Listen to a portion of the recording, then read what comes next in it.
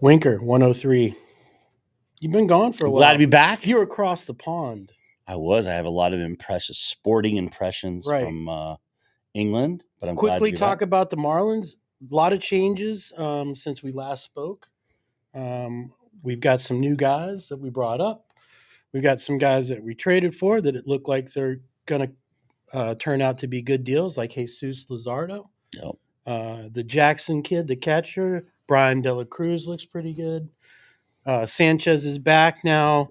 It looks like Trevor Rogers finished his final rehab start, so he'll be back in the lineup, but a little bit too late in the game. I think even if we went one out, we were not going to make the dance.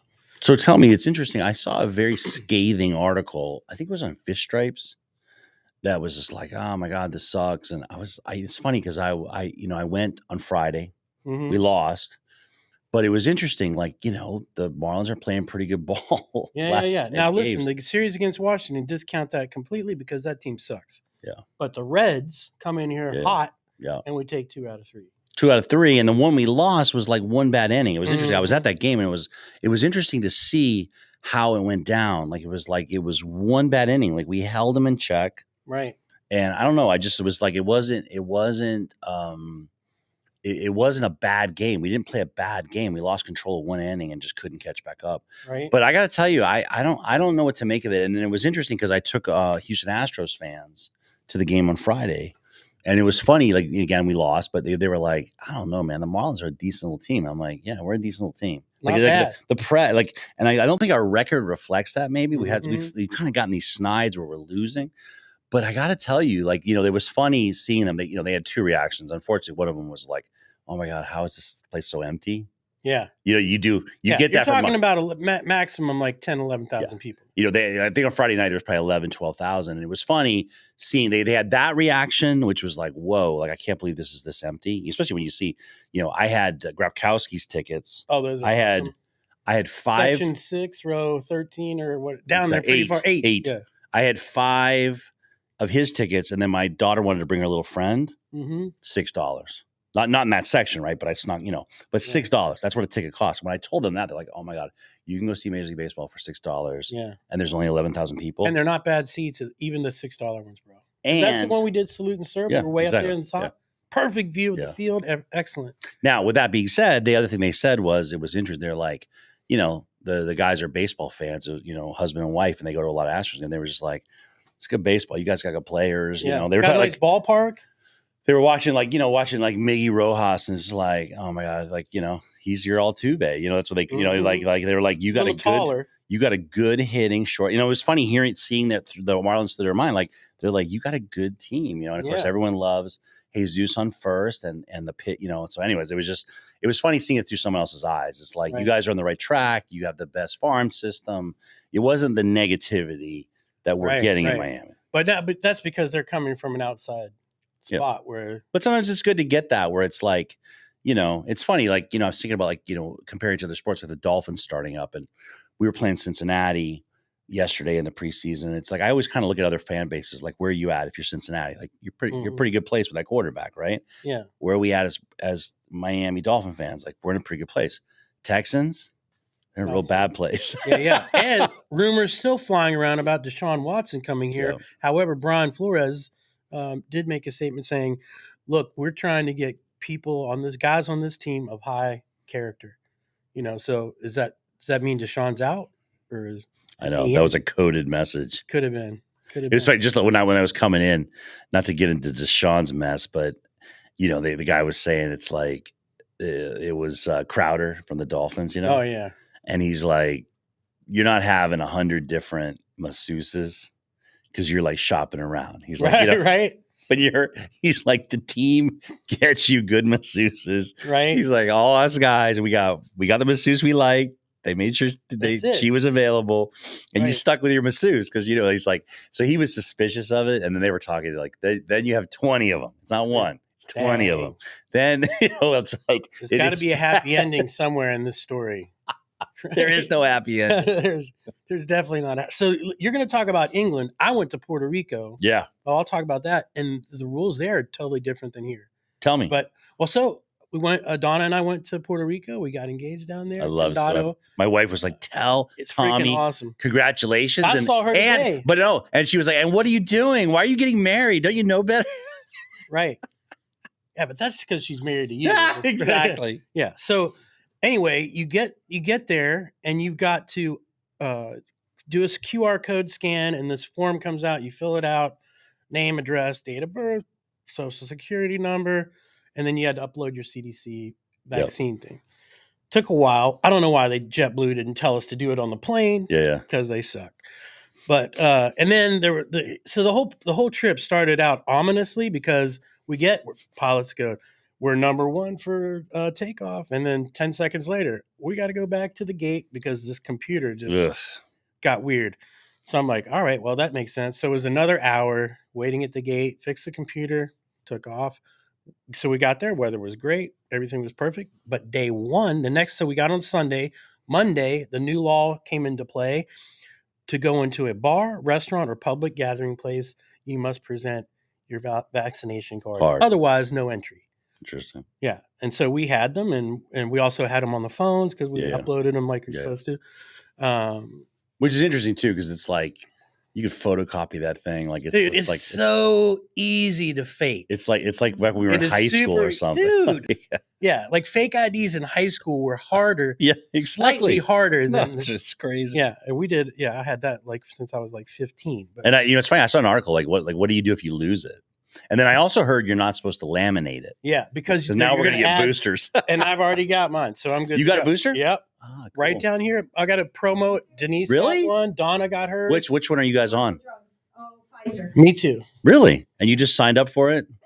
Go online. And you especially could be immunocompromised because you're a fat ass. No, it has nothing to do with it, man. Come on.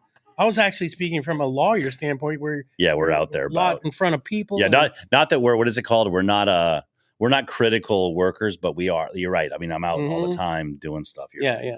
I mean, city meetings are. I mean, we're having to go to. I got to go to city meeting on September 1. Like you're there, and like as my client was like an old guy that's sick, and he's like, I ain't going. Like I could tell them I ain't showing up. Oh right. So talk about England. Because I had then the I've opposite. Got to do another Grabkowski shout out. Yeah. Because we're going to Aruba.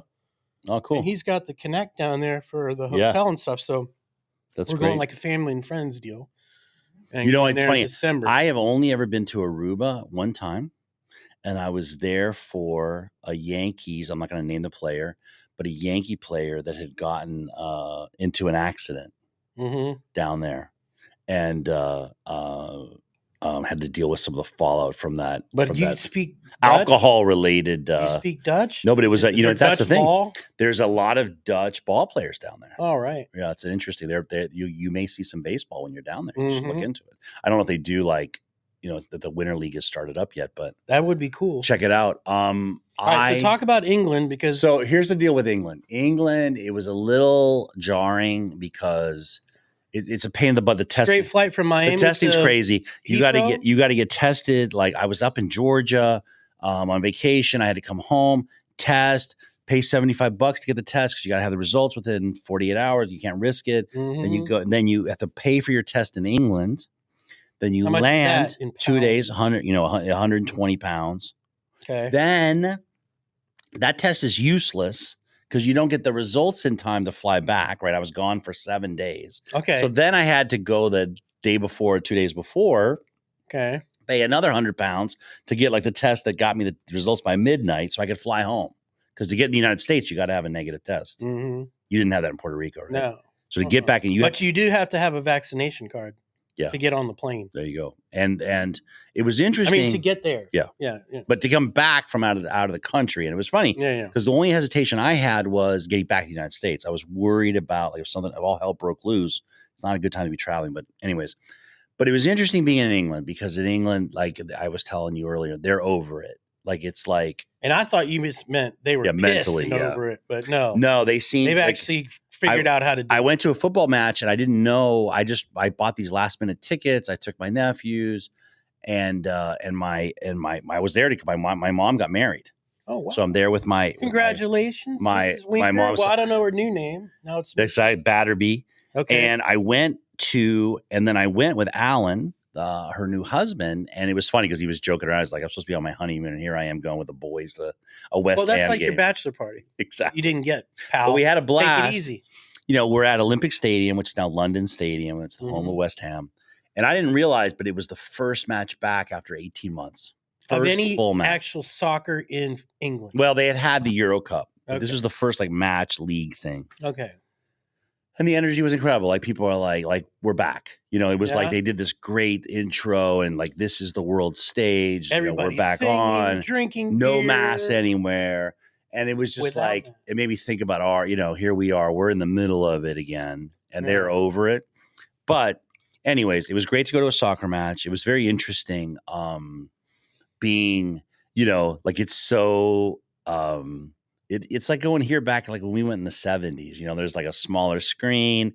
Like they went down and my two nephews are 14 and 12 and they were thirsty and they come back empty-handed. They're like there's 1,000 people in line. Like it's not built, we're so used right. to. And by the way, before I did we that. We have better lines at our stadiums, but you guys figured out how to beat COVID-19. Exactly, you beat COVID. And we're in the weeds. Right now. I went to Atlanta. By the way, I went to a Braves game, which I have to tell you about. Truist Park? I went to Truist Park.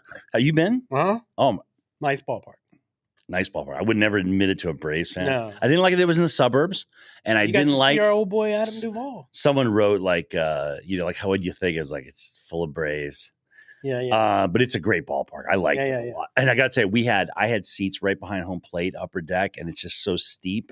Same like our ballpark where you got a nice catbird seat. And then I went to Mercedes-Benz for a Falcons preseason Never been game. there. And, it's touted as the world's nicest stadium. Better than the new one in Vegas? I haven't been, the one in but I think LA? It is better. I think it's bigger, and I got to tell you something. It was amazing. I mean, I'll give you one example. They have a wall, must be 3 or 4 stories high. It has a helmet from every high school team in Georgia by classification. Has state champs separated for each division. Oh, sweet. Has all the Hall of Fame, picture of Herschel Walker with his. I mean, it was that's just one little thing, right? That's just one little corner. Wow. That took up the end zone, but the place is just full. But you got to think about it. Mercedes-Benz does not attach its name to things that other than excellence, I was impressed. Again, cool. Full of Falcons, and the Falcon, I'm not a Falcons fan, but I used to live in Atlanta, and having gone to the Georgia Dome, this Comparing is a big upgrade. All right. Awesome. But so, it was interesting that was my experience. And then came back, went to the game on Friday night. It was so nice to be back, to see the baseball. I really enjoyed it. We had a blast. And it was funny because it was funny them watching me with my daughter and her friend. It's like, 5th inning, we're over getting the picture with Billy. And although I had a coming of age moment. My 8-year-old daughter, she said to me, I don't think Billy's real.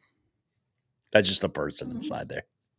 Really? So of course, I don't know what the parenting is, but of course I'm like, what? No, that's not true. That's real fish. I said, bro. You tell that to Billy next time. Yeah, that's a real fish walking around. Not only that, but just imagine how long he's got to hold his breath.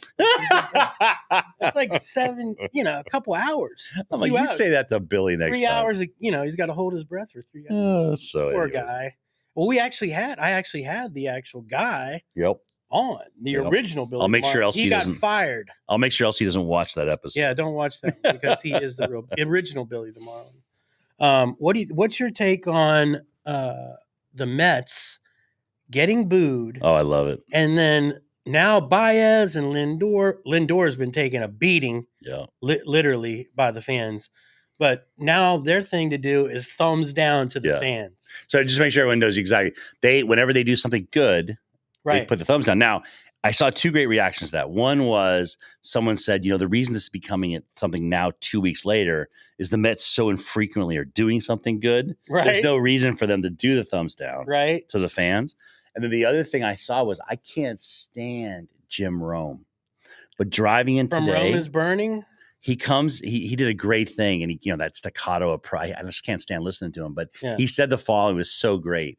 He's like, basically like weird flex.